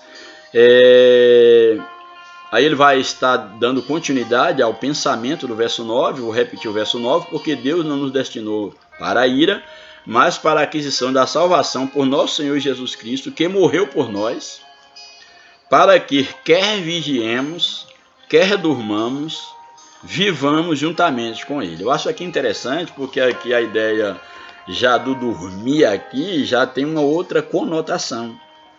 Ou seja, ele vai dizer assim, que Cristo morreu por nós para que quer vigiemos, ou seja, quer estejamos acordados, vigilantes. Aqui já traz mais uma ideia no sentido da vida ativa diariamente, ou quer durmamos, e aí pode ser dormir no sentido do sono mesmo, é necessário ao nosso corpo físico, como também pode ser uma referência aqui, dentro desse contexto, para a questão da morte.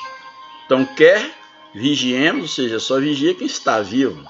Então, quer vigiemos, podemos colocar como vivamos, quer durmamos, podemos aplicar como morrendo. Então, ele vai dizer, quer vigiemos, quer durmamos, quer vivamos, ou seja, estejamos mortos ou vivos, mas ele vai dizer o quê? Que morreu por nós para que quer vigiemos, quer durmamos, vivamos juntamente com ele, ou seja, seja vigiando, seja vivos, seja dormindo ou seja mortos, nós estamos vivos para com Deus, porque nós estamos em Deus. Louvado seja o nome do Senhor. E o verso 11, pelo que exortai-vos uns aos outros e edificai-vos uns aos outros, como também o fazeis. Ou seja, ele está fechando aqui esse comentário, dizendo a vocês, então, aqui no fechamento desse tópico aqui teológico, desse parágrafo teológico, ele está dizendo o que? É o que vocês devem exortar uns aos outros, a igreja deve ajudar um ao outro e edificar mutuamente, como vocês bem fazeis, vocês continuem fazendo isso. Louvado seja o nome de Jesus. Esse foi o comentário aí da leitura bíblica em classe. Nós vamos agora entrar no comentário da lição, já foi 1 hora e 10 minutos. Eu pensava que iria gastar menos aqui nesse comentário, mas Deus sabe de todas as coisas. A introdução da lição nos diz o seguinte: a última lição desse trimestre nos mostra que não podemos perder a esperança do céu em meio ao sofrimento e tribulações nessa terra. Essa esperança é a fonte da força dos fiéis que se apegam no que Deus realizou em Cristo. Então, essa esperança é exatamente o que nos alimenta, o que nos fortalece, através do que Deus nos fez por nós, através da obra de Cristo. É a garantia, e a garantia dessa esperança é o fato de que o Espírito Santo nos fortalece, renova e confirma a herança eterna do nosso Deus. Que a esperança do apóstolo Paulo seja também a nossa esperança. Aí o primeiro tópico da lição fala sobre consciência de Paulo diante da morte. Primeiro subtópico, uma morte como oferta de sacrifício, que nós já vimos. O Espírito Santo, que guiava o apóstolo Paulo em tudo, fez sentir que o tempo da sua partida estava próximo. Nesse sentido, o apóstolo via o seu martírio iminente, como uma oferta apresentada sobre o altar do sacrifício, que nós já falamos. Paulo já vislumbrava o seu último ato, o último sacrifício em prol do Evangelho. Essa consciência clara que haveria de padecer pelo nome de Jesus não o permitia ter medo ou frustração diante da morte. Todo mundo tem medo de morrer, mas pavor da morte, mas se resguardar a ponto de colocar a sua vida como mais preciosa do que a vida de Cristo, isso não deve acompanhar a vida do cristão. Se for preciso morrer por Cristo, que nós o façamos com destemor. É preciso ter a consciência de que, se não encontrarmos o Senhor por meio do arrebatamento da igreja, o encontraremos por meio da morte. São as duas formas de nós estarmos eternamente com Cristo. Seja morrendo, sendo salvo em Cristo, que não é a morte, é apenas uma passagem, ou por meio do arrebatamento da igreja, que nós teremos o nosso corpo transformado. Por intermédio do Espírito Santo, nos preparemos para esse tempo em esperança. Louvado seja o nome do Senhor. E aí o segundo tópico, aí o primeiro fala sobre a morte como oferta de sacrifício. Paulo coloca a sua morte dessa forma.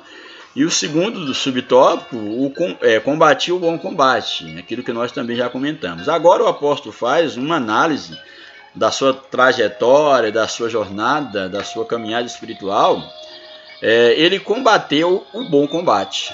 Desde quando Paulo teve um encontro com Cristo, aquilo que eu havia dito, desde quando Paulo teve um encontro com Cristo, indo para Damasco, até o momento próximo de sua morte, muitas experiências ocorreram em sua vida. Ele foi um homem de grandes experiências com Deus. É notório a total entrega do apóstolo, muitas perseguições, provações, injustiças, plantações de confirmações de igreja. De fato, o apóstolo entregou a sua vida integralmente à causa do evangelho. Ele combateu o bom combate.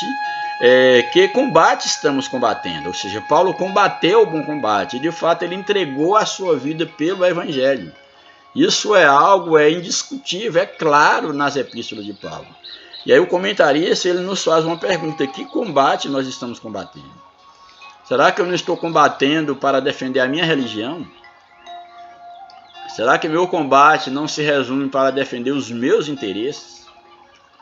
Será que o aparente amor que eu devoto às pessoas não seja um amor que espera algo em troca? Um amor que tem uma intencionalidade? Um amor que não está desprovido de interesse? Então devemos pensar muito bem nisto aqui. Então Paulo, ele teve um bom combate. Nós devemos fazer uma autoanálise de que combate nós estamos combatendo. Aí o comentarista faz uma pergunta: essa causa é a nobre causa do evangelho? Ou seja, aquilo que você está brigando, que você está lutando, se esmerando, isso vai glorificar o nome do Senhor? Isso vai ajudar o próximo, ajudar o outro? Ou é só os seus caprichos e, em detrimento desse capricho, o nome de Deus está sendo zombado? Pense bem nisso. Que o autoexame de Paulo seja exemplo para nos autoexaminarmos também. Louvado seja Deus. O subtópico 3. Gratidão e esperança. Além de combater o bom combate, o apóstolo acabou a carreira e guardou a fé. Mais importante que começar é a forma como terminamos a carreira. A Bíblia diz que é melhor o fim das coisas do que o começo. O começo é importante, sim, desde quando você tem um bom começo, um bom meio e um bom fim. Mas não adianta começar bem e terminar mal. Então aqui é um exemplo para nós. Mais importante que começar é a forma como terminamos a carreira. É claro que devemos começar da maneira correta, porque se você lança um edifício em bases erradas, todo o edifício será comprometido, o fim será ruim.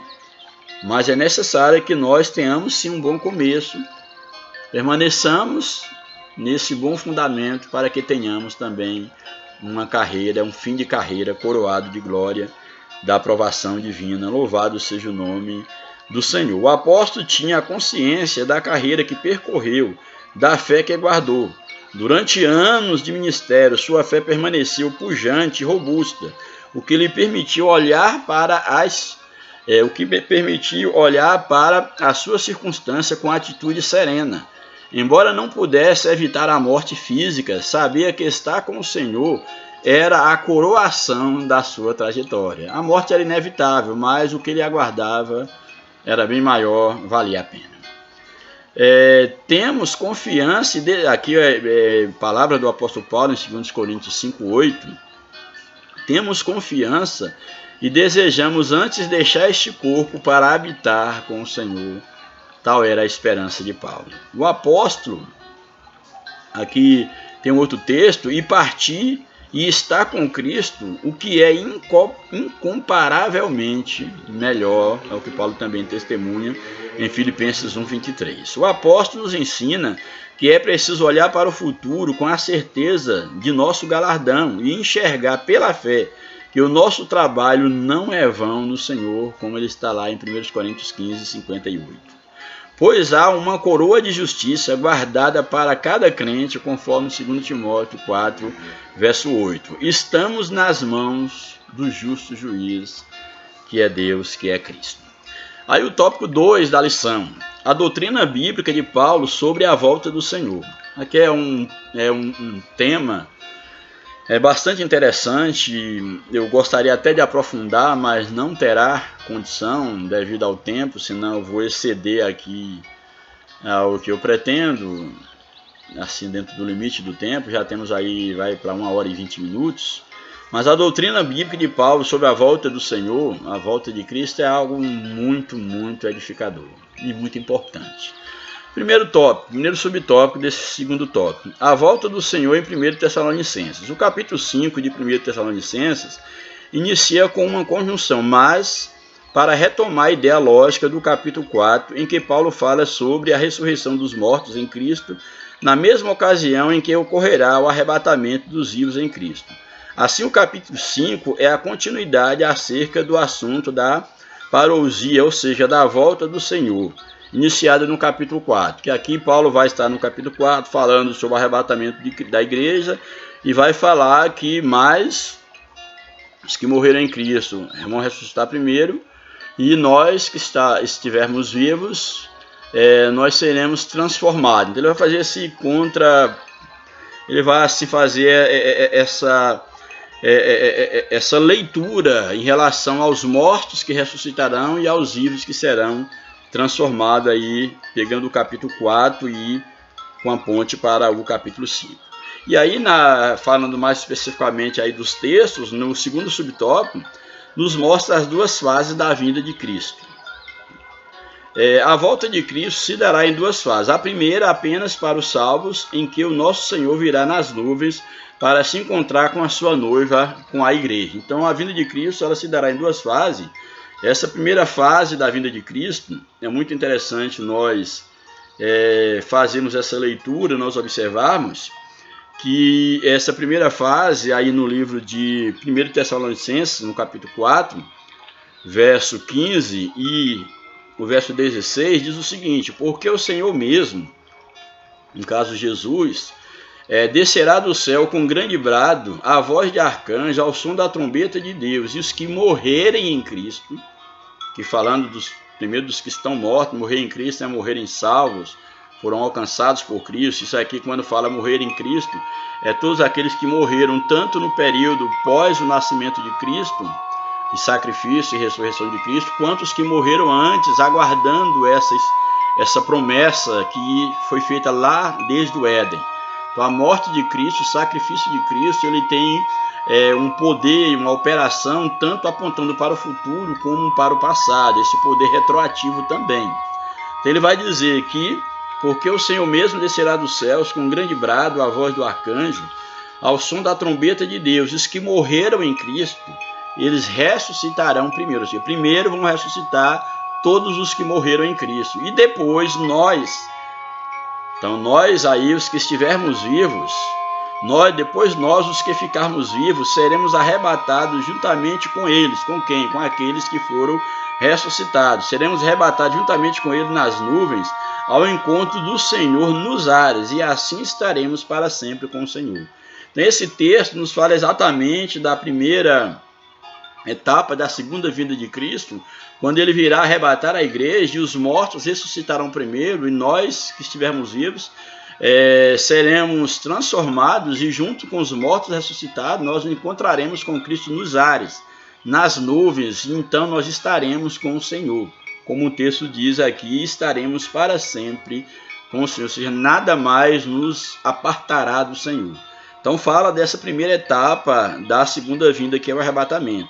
Então o apóstolo nos mostra que nessa ocasião os mortos em Cristo ressuscitarão primeiro e os vivos serão arrebatados para estarem com o Senhor nos ares. Esta fase, ela é invisível, é a fase que a Bíblia diz que será num piscar de olho.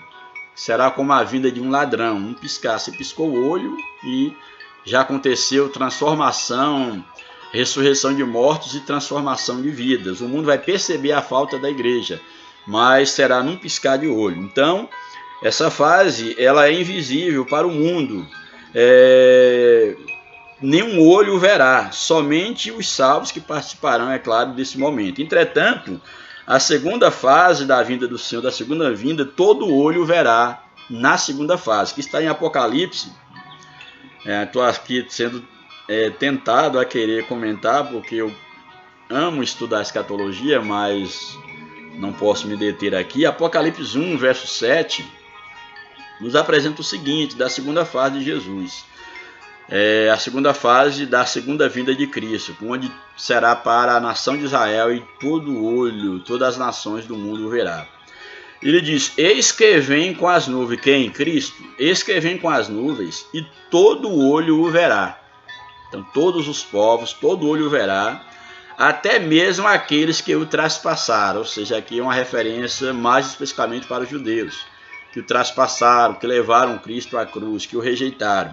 Então até mesmo aqueles que o traspassaram e todas as tribos da terra se lamentarão sobre eles, sim, amém, ou seja, assim seja. Então aqui mostra exatamente que a segunda fase da segunda vinda de Jesus será para todos, e nesse momento sim, todo olho verá. Será uma chegada em que nosso Senhor descerá em glória, ele literalmente será visto pelo mundo todo, e especialmente pelos judeus. Aí tem um texto fantástico em Zacarias, um texto escatológico, Zacarias no capítulo de número 14, o verso 2 e 3, Zacarias 14, 2 e 3, que nos diz o seguinte, o verso 1 diz assim, eis que vem um dia do Senhor, em que os teus despojos se partirão no meio de ti. Aqui fala em relação ao contexto da grande tribulação mesmo, um período onde os governos confederados do anticristo estarão lutando contra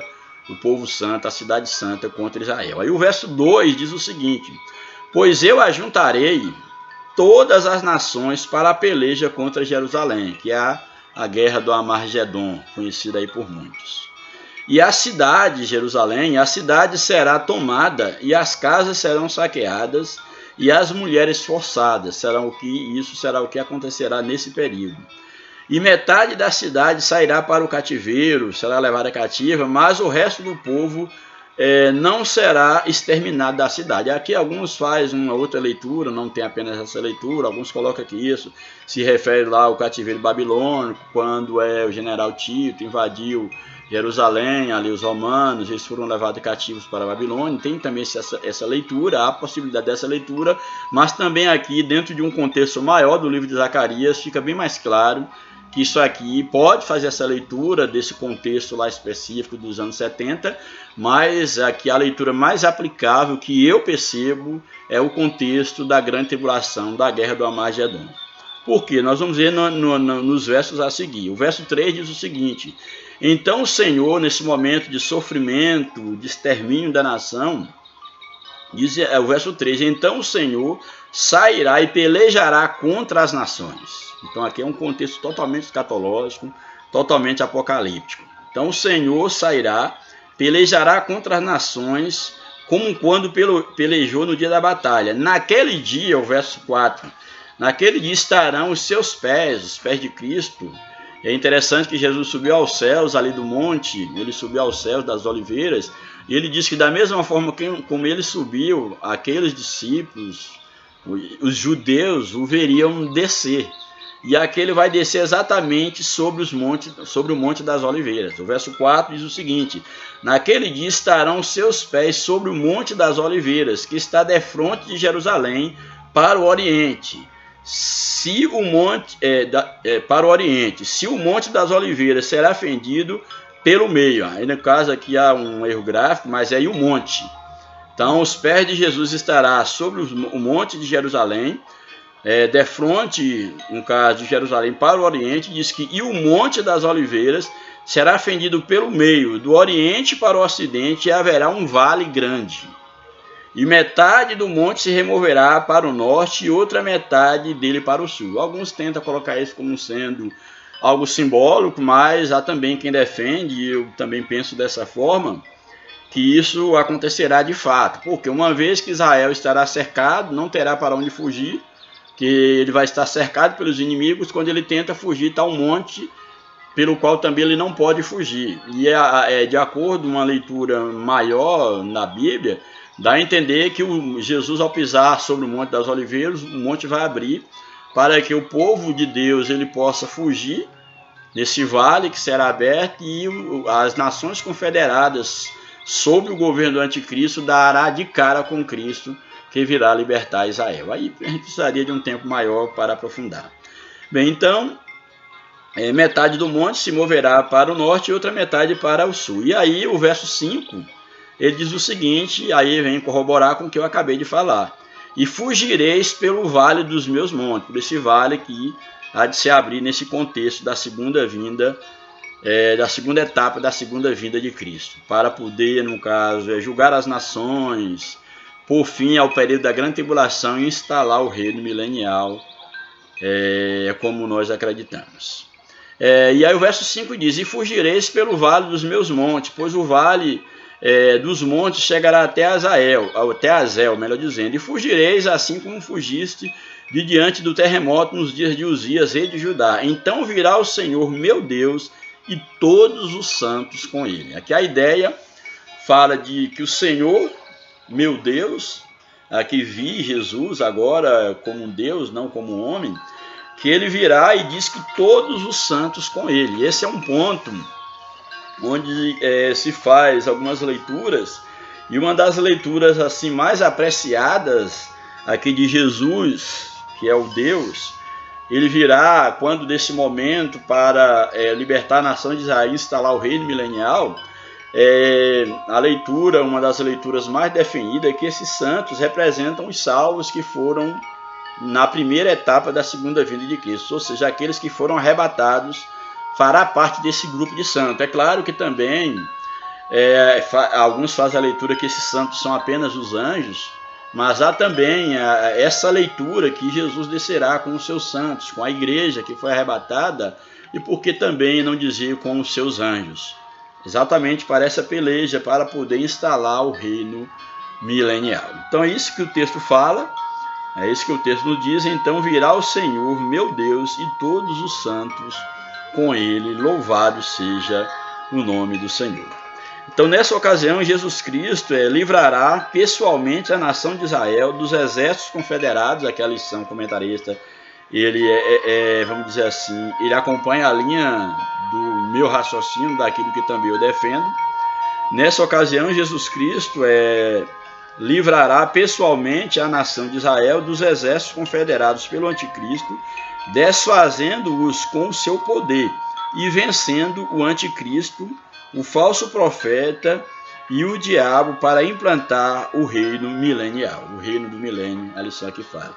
Exatamente nesse contexto aí de grande tribulação, quando a igreja for arrebatada, a Bíblia fala sobre a besta que subiu da terra, a besta que subiu do mar. Uma é uma referência ao anticristo, outra ao seu ministro de culto, que é o falso profeta, e há também uma referência ao grande dragão, a antiga serpente, que é Satanás. Então, dentro desse contexto de grande tribulação, a Bíblia deixa bem clara a presença dessa trindade satânica, que é exatamente o anticristo, o falso profeta e Satanás, que é a antiga serpente. Estará aqui na terra. Nós sabemos que na atualidade a terra ela é apenas, vamos dizer assim, um lugar onde Satanás está agindo, um campo de atuação de Satanás, mas não é a sede do seu governo. A terra, no momento, não é a sede do governo de Satanás, é um campo de atuação. Satanás e os seus anjos estão aí nas regiões celestiais, aqueles que não guardaram os seus principados estão presos em cadeias, mas a Bíblia diz que haverá um momento apocalíptico, quando a Bíblia diz que ai dos moradores da terra, porque o diabo desce até vós. Então, segundo algumas leituras, e assim também eu penso, que durante a grande tribulação, e mais especificamente nesse período dos 3 últimos anos e meio, a terra não será apenas um campo de atuação de Satanás, mas aqui será a sede do seu governo temporário, é claro, porque tudo que Satanás faz é dentro de um tempo pré-determinado por Deus. Aí o terceiro subtópico desse segundo tópico fala sobre a grande tribulação. Não passaremos aqui a linha aqui da CPAD, da lição aqui é exatamente pré-tribulacionista, como é a linha de uma boa parte dos cristãos e teólogos, mas não é a única, é bom que se deixe bem claro. Não passaremos pelo período do juízo divino, denominado de grande tribulação. A igreja de nosso Senhor será retirada antes do período de derramamento do santo juízo. Quando o anticristo instalar o seu governo mundial, não estaremos mais aqui.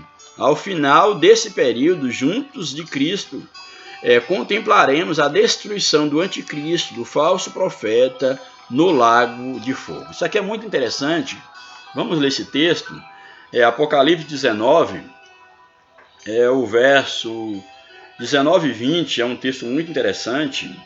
Apocalipse 19, o verso de número 20, nos diz o seguinte, olha. E a besta foi presa, e com ela o falso profeta. Então a besta aqui fala do anticristo e o falso profeta, que é a outra besta. E a besta foi presa, e com ela o falso profeta, que fizera diante dela os sinais com que enganou os que receberam o sinal da besta e os que adoram a sua imagem. Estes dois, a besta e o anticristo, a besta e o falso profeta, ou o anticristo e o falso profeta, estes dois foram lançados vivos no lago de fogo que arde com enxofre. Então o texto está dizendo aqui, lá num outro contexto mais à frente, vai falar sobre a grande serpente, depois da prisão de Satanás por 1000 anos, ele vai ser solto e lançado no lago de fogo. Mas nesse contexto aqui de final da grande tribulação, a Bíblia diz que a besta, o anticristo e o falso profeta, eles serão lançados no lago de fogo. E Apocalipse diz que o lago de fogo é exatamente a segunda morte, ou seja, a morte definitiva. Existe a morte física, existe a morte, no caso, espiritual, que é o homem estar afastado de Deus, e o homem estando afastado de Deus e morrendo fisicamente, ele está destinado a uma morte eterna, que é exatamente a segunda morte. Então nós temos aqui que o falso profeta e o anticristo, eles foram lançados vivos no lago de fogo. E a ideia aqui de lançados vivos, para mostrar que esses serão seres de fato, de verdade, não é uma representação. Essas personagens que serão homens, que receberão autoridade, poder da parte de Satanás, são seres vivos, são homens, e ele diz que eles serão lançados vivos no lago de fogo, que é a segunda morte. E é interessante nós observarmos que a Bíblia diz que o inferno foi preparado para Satanás e os seus anjos. E a Bíblia diz que o próprio inferno, onde já vive, é claro que a palavra inferno em português ela tem vários contextos, mas vamos colocar o inferno no sentido daquele lugar do Tártaro, como alguns dizem, onde já estão aqueles anjos que não guardaram o seu principado. A Bíblia diz que Satanás, o inferno, Satanás e os seus anjos serão lançados no lago de fogo, onde já está aqui o falso profeta e o anticristo. E a Bíblia diz que o inferno foi preparado, e aí inferno também é uma alusão ao lago de fogo, para o diabo e seus anjos. Ou seja, aqueles que têm uma ideia católica medieval de que o inferno é o lugar onde Satanás reina, e lá ele está com um tridente, espetando as pessoas, colocando num caldeirão, nada disso tem sustentação bíblica. A Bíblia diz que o destino de Satanás é o inferno final, ou seja, ele não é rei no inferno. O inferno foi feito para punir Satanás e os seus anjos. E ele foi preparado para Satanás e os seus anjos, e não para o homem. Mas a Bíblia diz também que todos aqueles que se esquecerem de Deus irão para lá. Mas o inferno não foi feito para o homem. Aqueles que pensam, não, Deus vai me lançar, ou Deus vai lançar o homem no inferno, não, o inferno não foi feito para o homem. Agora, aqueles que afastaram de Deus pelo pecado, os nossos primeiros pais, em Adão nós pecamos, se tivéssemos lá, nós faríamos a mesma coisa, porque foi a humanidade que pecou. Eles estão indo, melhor dizendo, para um local que não foi preparado para eles, mas para Satanás e os seus anjos. E a Bíblia diz que se o inferno foi preparado para Satanás e os seus anjos, é porque eles serão atormentados no inferno. E a Bíblia diz o quê? Que o próprio inferno, Satanás, os seus anjos, o falso profeta anticristo, serão lançados no lago de fogo para serem atormentados eternamente. É por isso que em dados momentos, quando Jesus, por exemplo, na cidade de Gadara, quando Jesus chegou lá, e aquela legião de demônios perceberam a presença de Jesus, o Deus encarnado, ele falou, olha, você já vem nos atormentar antes do tempo, porque ele sabe que ele será atormentado, ele será lançado no lago de fogo. Então esse ensinamento mostra aos Tessalonicenses, bem como à igreja atual, que vale a pena confiar e esperar a volta do Senhor. Daí a importância e o valor da eterna esperança. E o último tópico, o tópico 3, dos tempos, das estações até a volta do Senhor. Uma atenção à expressão dos tempos e das estações, é o primeiro subtópico desse último tópico. Os termos tempos e estações também foram usados pelo Senhor Jesus em seu último discurso aos seus discípulos logo depois da sua ressurreição, quando ele diz: não vos pertence saber os tempos e as estações que o Pai estabeleceu pelo seu próprio poder, ou seja, aquilo que está estabelecido para os propósitos de Deus quanto ao arrebatamento da igreja, quanto à punição dos ímpios e de Satanás. Tanto os termos em 1 Tessalonicenses quanto em Atos dos Apóstolos trazem a noção da iminência da volta do Senhor, esses tempos e estações que apontam para a volta do Senhor. Por isso devemos viver em vigilância, em todo o tempo, não procurando adivinhar datas ou períodos, como muito tem feito, marcada a data, desmarcada a data da volta de Jesus, que não compete a nós conhecer tempos, estações, somente a Deus e a Cristo, é claro. Por isso não devemos viver em vigilância em todo o tempo. Por isso devemos viver em vigilância em todo o tempo, porém não preocupando ou procurando adivinhar as datas, os períodos. A ideia da vigilância, do ladrão que vem de noite, Jesus vir no piscar de olho. Ou seja, você tem que estar vigiando, porque você não vai saber nem o dia e nem a hora. Pois não sabemos o dia nem a hora que nosso Senhor há de voltar. Subtópico 2. Uma dimensão do Espírito, uma dimensão do porvir. Entretanto, as Escrituras Sagradas mostram que o derramamento do Espírito Santo em Pentecoste anuncia exatamente os últimos dias. Eu achei bem interessante essa leitura que aqui o comentarista faz em relação ao derramamento do Espírito no dia de Pentecoste e a alusão do Espírito no sentido da punição. Atos capítulo de número 1, Atos 1, verso 5, diz o seguinte: porque na verdade João batizou em água, mas vós sereis batizados no Espírito Santo dentro de poucos dias, apontando para a promessa do derramamento do Espírito Santo que aconteceu ali na festa, no final da festa, na festa de Pentecoste. Aí em Joel, capítulo 2, um texto bastante interessante, que tem também um cunho escatológico, Joel capítulo 2, o verso 29 e 30, nos diz o seguinte, isso aqui é muito importante nós estudarmos. E também, aqui o verso 28, também ele é um texto, vou até marcar aqui, é um texto muito importante. O verso 28 diz o seguinte: acontecerá depois que derramarei o meu espírito sobre toda a carne. Aí Joel já profetizando, e Jesus falando sobre esse derramado espírito, e aí dá a promessa que eles ficassem em Jerusalém, até que do alto a promessa fosse cumprida. Já uma alusão à profecia de Joel. E acontecerá depois daqueles dias, e acontecerá depois que derramarei o meu espírito sobre toda a carne.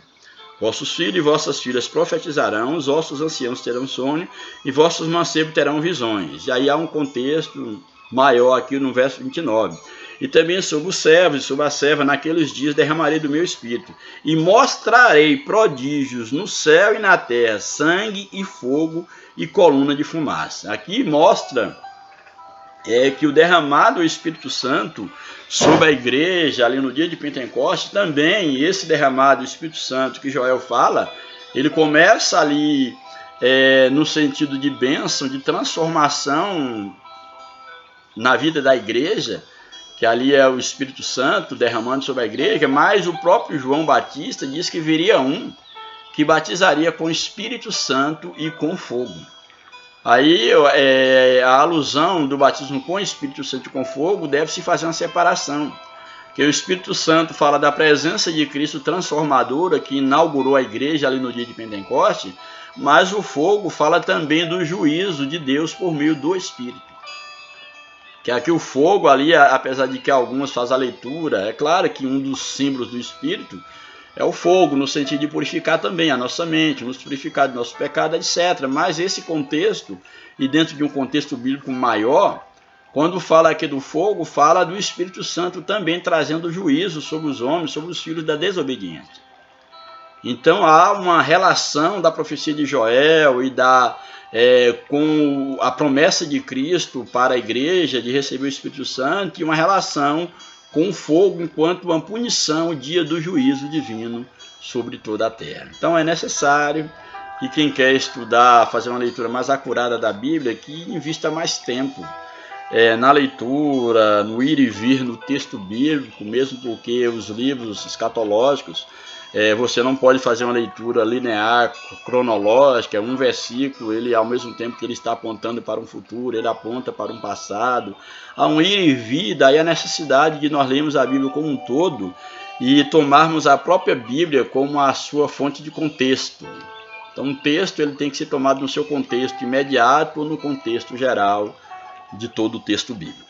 Portanto, há essa ligação da volta de Jesus com o juízo. Não por acaso que em Atos 1:11 há esta gloriosa promessa: varões galileus, porque estás olhando para o céu.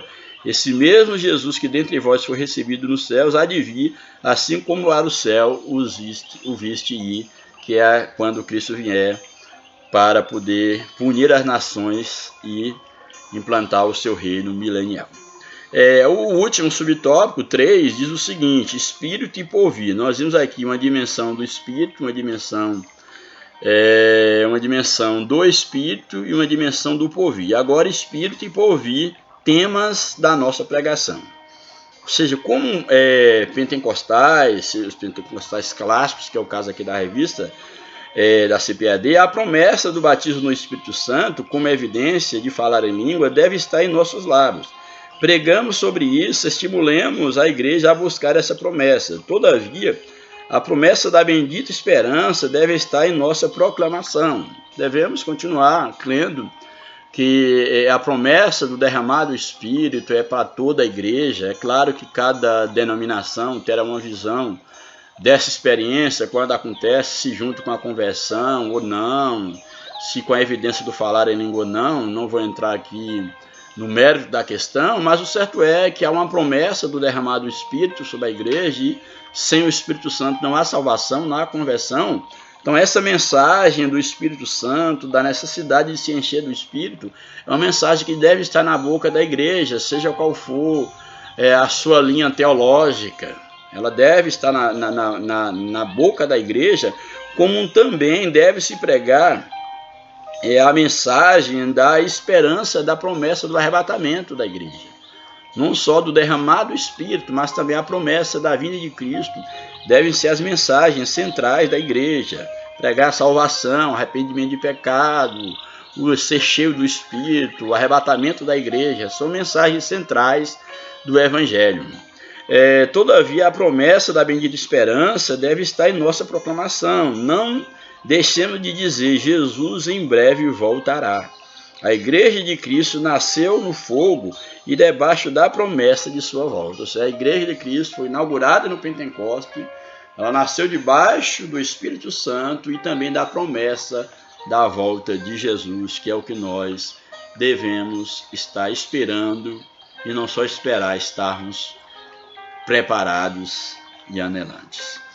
Por fim, a conclusão, já foi um tempo aí considerável, creio que o bastante, ainda teria muito para falar, mas tentei aqui ser sucinto, o máximo que eu pude ser sucinto. A conclusão da nossa lição nos apresenta: a bendita esperança de Paulo deve ser a nossa. Ao longo do ministério do apóstolo, somos estimulados a viver no Espírito e ao mesmo tempo em vigilância, preparando-nos para o encontro com o nosso Senhor. Que vivamos no Espírito, aguardando a bendita esperança. O Senhor Jesus pode voltar a qualquer momento para arrebatar a sua noiva. Andemos, pois, no Espírito. Então que Deus nos ajude, que Deus nos abençoe, que nós possamos guardar a nossa alma, o nosso coração, o nosso espírito, todo o nosso ser para Cristo. Que estejamos vigilantes, que estejamos sóbrios, que nós possamos estar de fato, como Paulo, guardando a bendita esperança, a gloriosa esperança da vida eterna. E que nós possamos entender que nós temos um compromisso diante de Deus. Você que é líder, você que é membro de igreja, você que é religioso, é necessário que você entenda que o seu compromisso é com Deus. Você tem um compromisso com Deus, você tem uma alma para prestar conta a Deus. E é necessário que nós chegamos à consciência que nós não devemos estar brincando de ser cristãos, brincando de ser religiosos, não. A coisa é séria, a coisa é séria. De nada adianta eu ter a aprovação dos homens, a aprovação da religião, mas eu não ter a aprovação divina. Você e eu, nós devemos estar preocupados de como nós estamos sendo avaliados por Deus. A Bíblia diz que nós temos que nos apresentar diante de Cristo, mas que nós possamos apresentar como soldados aprovados e não reprovados por Cristo. Que Deus nos abençoe, que o Espírito de Deus continue falando ao teu coração, que você seja um propagador da palavra de Deus, que você possa permanecer aos pés de Cristo, que você que tem se afastado, distanciado de Cristo, volte enquanto tem tempo. Jesus, ele não te ama menos agora, ele sempre te amou com o amor que você precisa, mas não foi ele que te abandonou, foi você que se afastou de Cristo.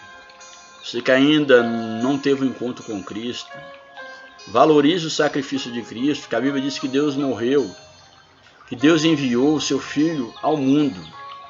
Deus amou o mundo de tal maneira. Você faz parte desse mundo, desse todo, para que todos aqueles que nele crêem não pereçam, mas tenham a vida eterna. Que Deus te abençoe mais uma vez, que você tenha aí um Feliz Natal, um ano de 2022, cheio da bênção de Deus, e que você seja próspero espiritualmente, que a tua alma, o teu espírito seja próspero, rico da presença de Deus. Que Deus abençoe, continue orando por mim, por minha família, para que Deus possa continuar nos dando graça, nos dando condição de permanecer pela sua misericórdia diante da sua presença. Um grande abraço, que Deus os abençoe, em nome de Jesus.